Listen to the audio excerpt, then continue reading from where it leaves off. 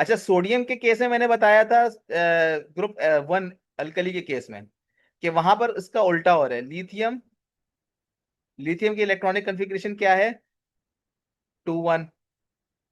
Now lithium needs to lose this electron. Lithium चाहता है कि मेरी इस इलेक्ट्रॉन से, जो आखिरी इलेक्ट्रॉन है, आउटर मोस्ट शेल का इलेक्ट्रॉन है, इससे मेरी जान छूट जाए। ठीक है। और सोडियम भी यही चाहता है। सोडियम के पास क्या है?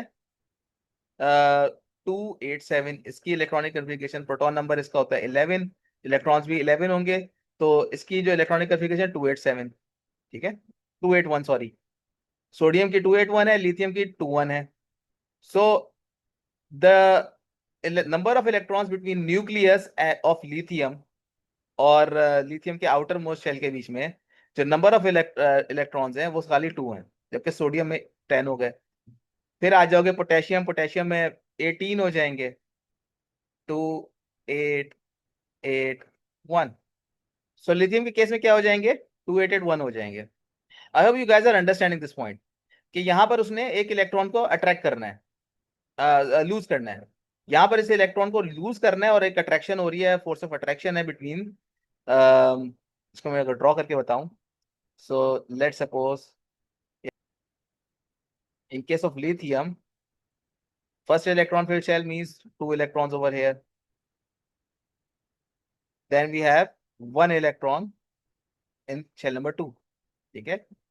but as we move towards, इसको मैं अगर थोड़ा, so in case of sodium there is an extra 8 electrons in between, 6 and 7 8. So 8 electrons in the second shell, 2 electrons in the first shell, and the last shell we have 1 electron only. Okay, so sodium, it has 8 electrons, 10 electrons in total between the outermost shell and nucleus.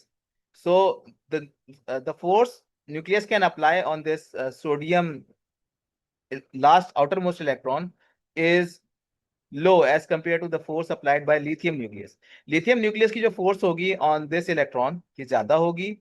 ठीक है, ये इसको attract कर रहा होगा और अपने पास रखेगा। सो यहाँ पर क्या है?